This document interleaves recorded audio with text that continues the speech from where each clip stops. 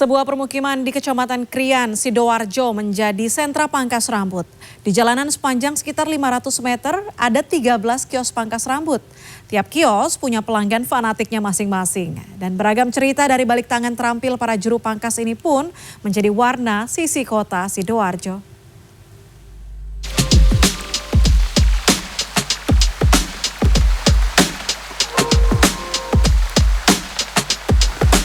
Sekitar 2 jam lagi saya ada jadwal live di kawasan Krian, tapi rambut saya sudah kayak sarang burung.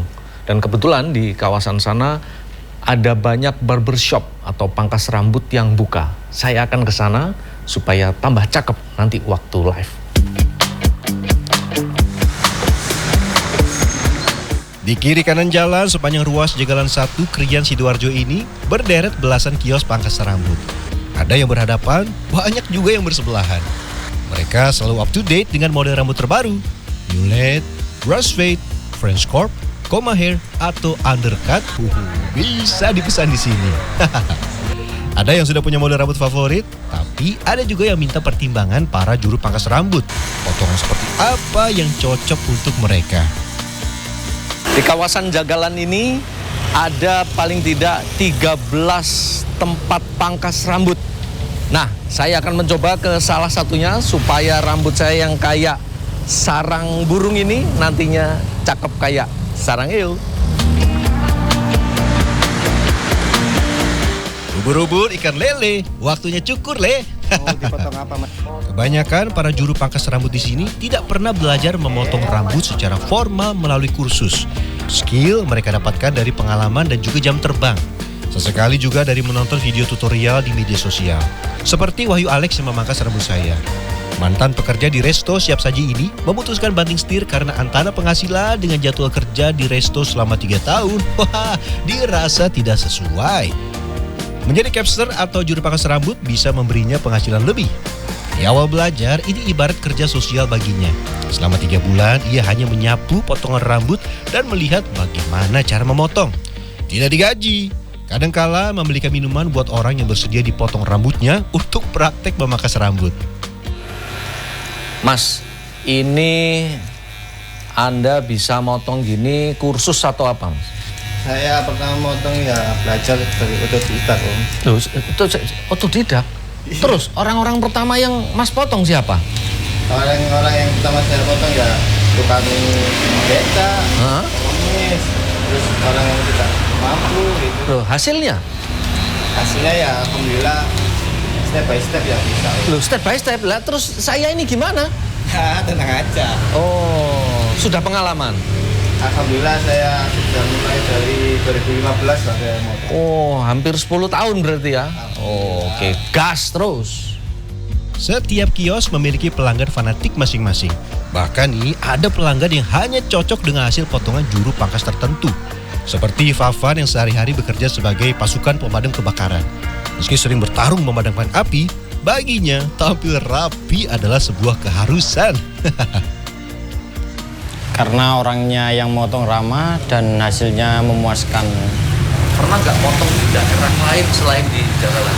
Hasilnya? Sering sih, cuma kadang kan potongannya kurang puas di hati, kurang berkenan gitu loh. Kayak modelnya nggak sesuai dengan keinginan kita. Tua, muda, pangkas rambutnya di sini. Bahkan beberapa tempat cukur rambut menyediakan mobil-mobilan untuk anak-anak supaya tidak takut saat rambutnya dipotong.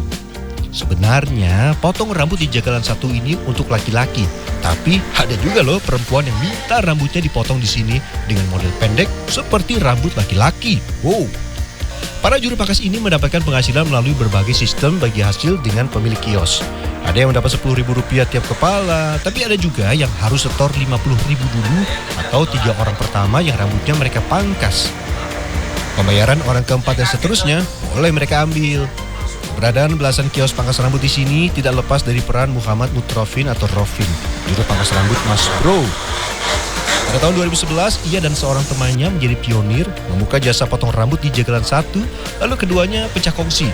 Sebuah hal yang biasa di dunia bisnis. Lama-kelamaan kios-kios pangkas rambut mulai menjamur. Dan hebatnya, semua mampu bertahan dan punya pelanggan setia. Sebagian besar juru pangkas adalah pendatang. Warga setempat justru jarang yang terjun ke pekerjaan ini. Para pemangkas rambut di sini mencoba berbagai cara agar selalu kompak supaya mata pencaharian mereka tidak terpangkas. Kita terutama sharing-sharing sama teman yang gimana sih sulitnya itu.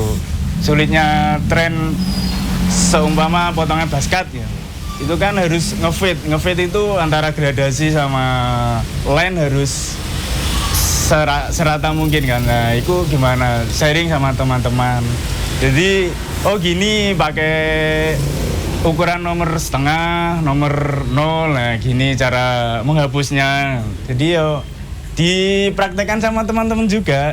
Pastinya banyak mimpi yang ingin diwujudkan para juru pangkas rambut di sini. Salah satunya tidak lagi jadi buruh tapi punya usaha pangkas rambut sendiri. Kalau pengen punya buka sendiri pasti ada. Tinggal nunggu timing yang pas saja. Apa timing yang pas itu? Pertama sih konsisten dulu. Modal kan ngikuti Om.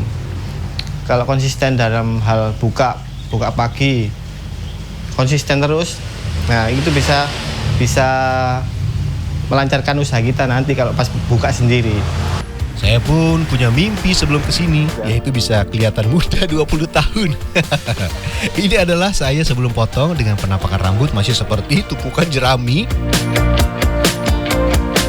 Dan hanya dalam waktu 15 menit, wow, mimpi saya terwujud. Sekarang saya jadi cowok paling ganteng se-Indonesia Raya.